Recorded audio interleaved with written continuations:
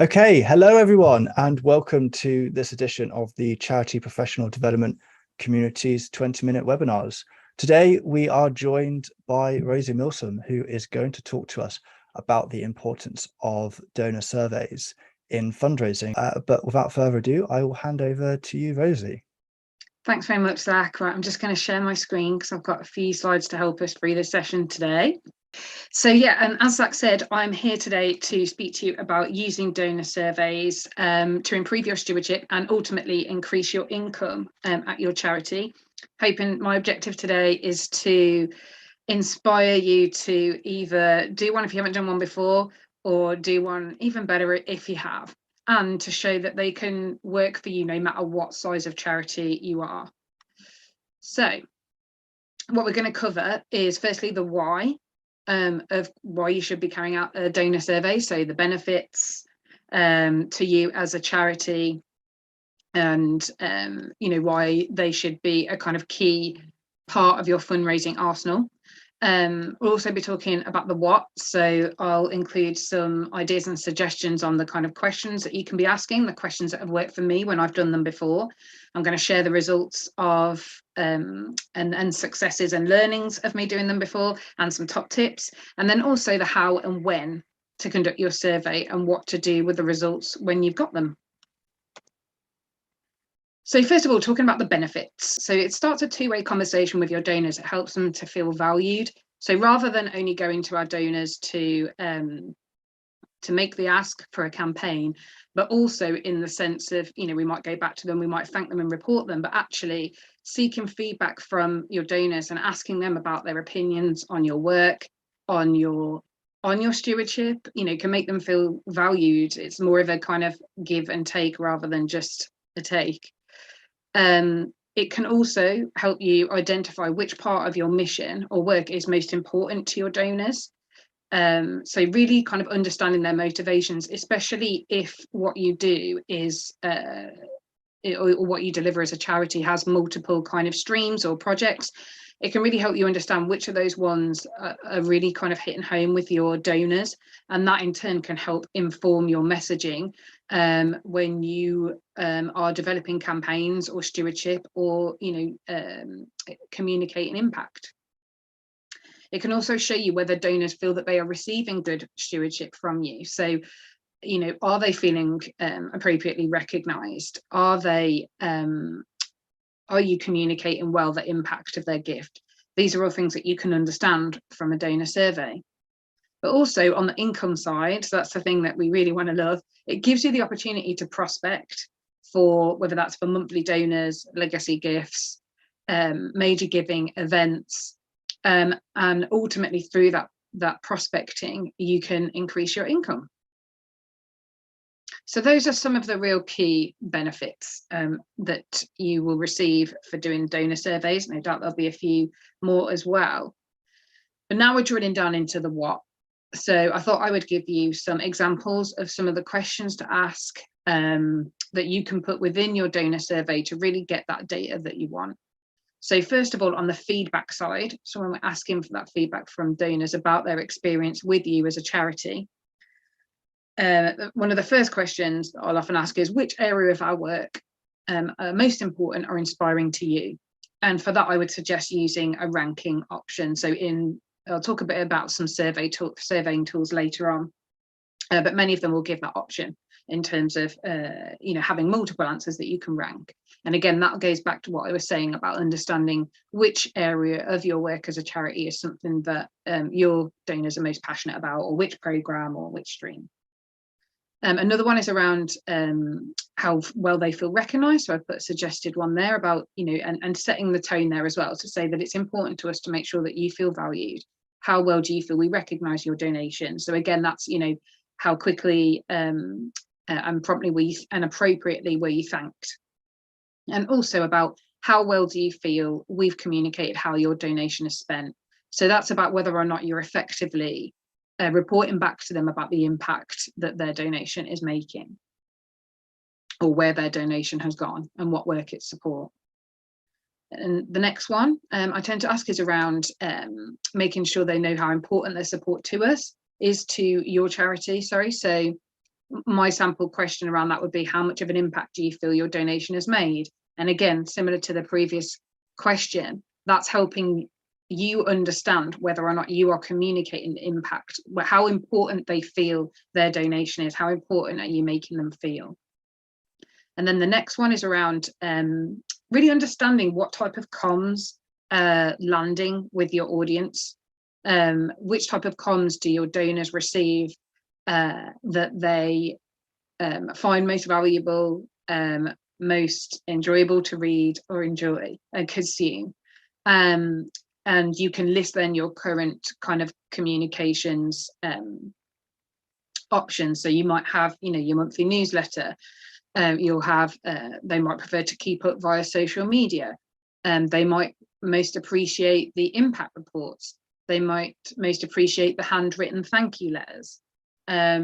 So put your options there and see which ones are really resonating. Whether you do kind of online, update events for your donors, and it will show you where, hopefully you're getting an idea of what kind of level of engagement and appreciation there is for those types of comms.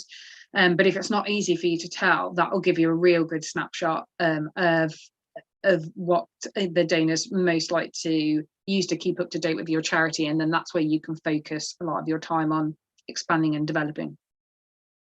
I also put one in there that lets them put in their own words why they donate to your charity, and I normally leave that as a free form box, and it just allows them to speak more to their personal experience of why they support you, and it just allows that individual bit of feedback.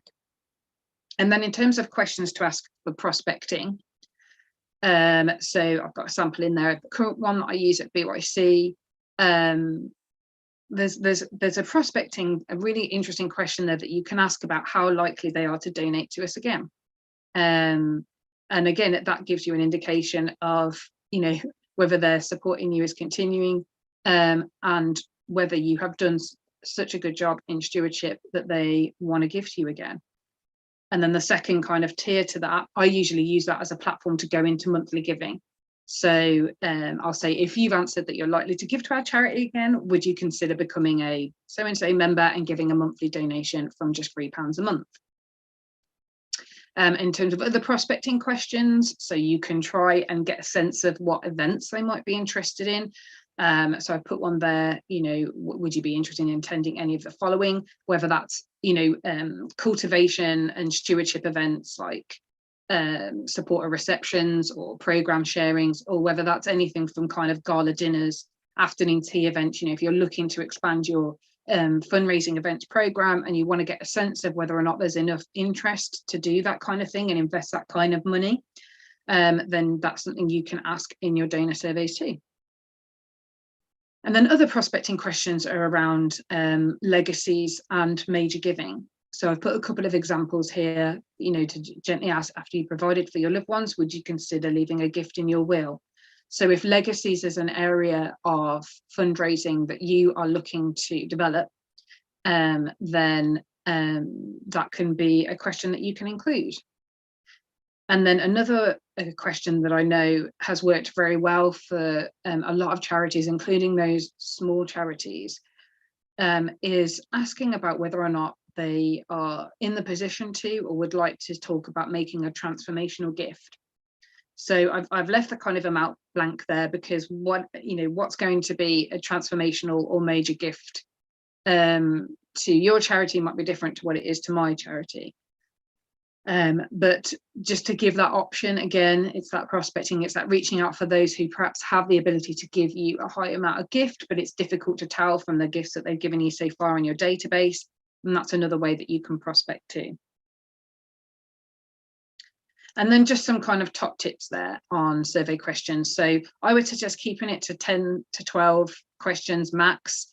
I think I had about 12 or 13 last time, which possibly a little bit too many, a couple too many, and I'll go through that reasons why for that in a moment. But definitely you want to keep it manageable, something that they don't go, so many to think about. And on that sense, what will help inform those decisions is thinking about what you want to find out or promote. So having some specific objectives for going into that survey. What do you want to find out about? What is it that you specifically want to promote? And that kind of leads on to the next one. Don't try and do or ask it all. So the majority of your questions absolutely should be, feedback questions. If you've got too many prospecting ones in there, they're going to be, well, they're just fishing for more stuff. If your priority is monthly giving or legacy giving, perhaps I'd suggest maybe 2 questions around there, but I probably wouldn't put all 3, major donor, legacy and monthly giving. So don't try and do or ask it all. Pick what is aligns with your strategy and what you're looking to grow.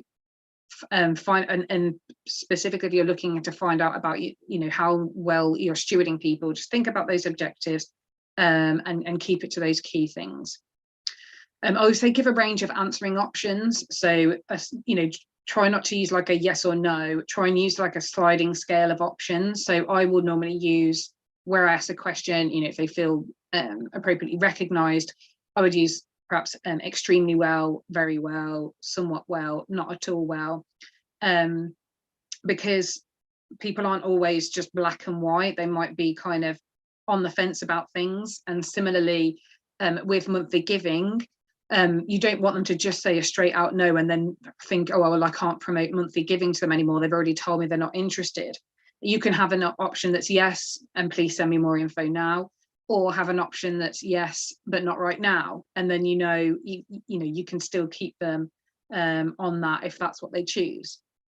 And also leaving like a comments box for if people want to extend their answer to more than just that, or they want to expand on their point. And then also tailoring for different types of donors. So I send 2 different versions of the survey. I send obviously a different one to monthly donors than I do to one-off donors, because you don't want to be asking about monthly giving to your monthly donors who already give. So just thinking about that when you send those questions. And then my other top tip is to follow up on any feedback and thank participants who aren't anonymous. So I usually leave an option at the end for them to leave their email address if they're interested in talking about any of the other options.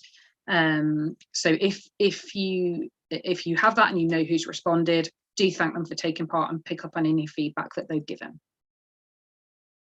So now just talking on the how, so thinking about tools and timescales.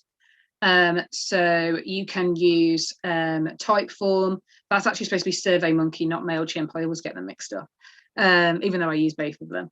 And I believe Google Forms also have a free surveying option. The free option for SurveyMonkey, I think you can only have up to 10 questions, which is fine, but I think you can now only have up to 10 responses. So if you are sending out to a few, you'll probably need a few more. Thinking about how you're going to send it, so email and post or just email. If some of your donors are of a certain age, you might want to include that postal option for them too, and increase the chance of them replying. I'm thinking about how often you'll send as well. I generally function on the premise of 2 years. I think perhaps every year is a little bit too much, especially if you have a small donor pool. But if you are a large charity and you have a lot of donor data, then you could perhaps do it every other year and just segment those you've sent it to before. And then just thinking about how you'll present the data, like you're going to share it with trustees, are you going to share it with the wider team? We created some just really simple Excel graphs and summary documents in Word that could help us just really look at the data in a simple way and see where we were doing good and where we needed to develop. So now I'm just going to quickly share with you some of my results to show how this can work for you. So the most recent one I did was in February this year. I sent it via email to 69 donors and 32 one-off donors, that is, and then 32 monthly donors. I put there the kind of average open rates, click rates, and the completion rates. You'll see that actually the completion rate for the monthly donor survey was less than the one-off, which I was surprised by. I thought the monthly donors would be the ones to commit to continuing it to the end. And that's why I'm saying that perhaps I would have scaled back 1 or 2 of the questions just to make it a bit more manageable for them to complete. But the wins I got from it were 3 new monthly donors, 2 people interested in legacy giving, and we also uncovered 2 people who confirmed they had already given us a gift in our will that we didn't know about, which means that we could keep in touch with them and steward them properly and send info to the people interested in legacies. And another big win was the fact that 95% of them felt extremely or very well recognised for their donation, and 90% felt we communicated the impact of the donation extremely or very well, which was really great. And then versus this, so I did one at my previous charity where the donor database was absolutely from scratch. I mean, both of these are quite small charities. But yeah, email to 50 donors, hard copy sent to around 25 donors in the post. And wins from that was 1 unsolicited donation via check, 2 monthly donors, and 7 people registered their interest in events. So I'm talking about charities that are really quite new to their fundraising function. So just imagine what these could have been and what these results could be if you're a charity with more donor data than that. So I just want to show that goes to show that this works for small charities too. And it gives you a massive and great insight, as well as growing your supporter base and income. So that is all from me. So thank you very much for listening. And I'll now open the floor to any questions. I'll just stop sharing my screen.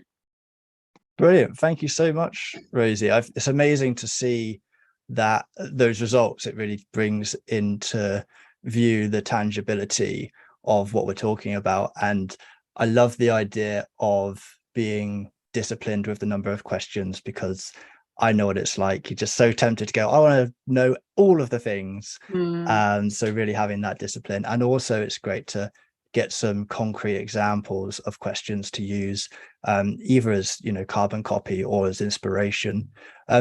So in terms of questions, we as charities, or some of us, do fundraising where we have fundraisers and then our donors are indirect, for lack of a better word. What's your approach to surveying those indirect donors? So you mean like those who perhaps sponsored someone who's in a challenge? They didn't directly donate. I think I mean, I do segment those donors in our emailing system and our CRM. So I tag them as sponsors as opposed to donors. But the thing is, you can't always assume the connection. So I would always send it to them. They can always read it and decide not to fill it in or not to subscribe. But by taking that option away from them, or they, you might have converted them with great stewardship. They might have come on board as an indirect donor, and then actually through your stewardship and demonstration of kind of impact and telling stories, they would want to give again. So I would always include them. Brilliant. Duly noted. Thank you very much, Rosie. Right.